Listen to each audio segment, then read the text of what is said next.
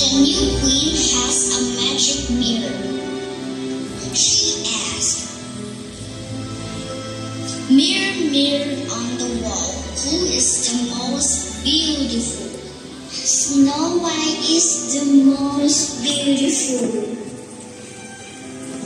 The queen is jealous. She tells a hunter, "Take Snow White into the forest and kill her." But the hunter doesn't kill her.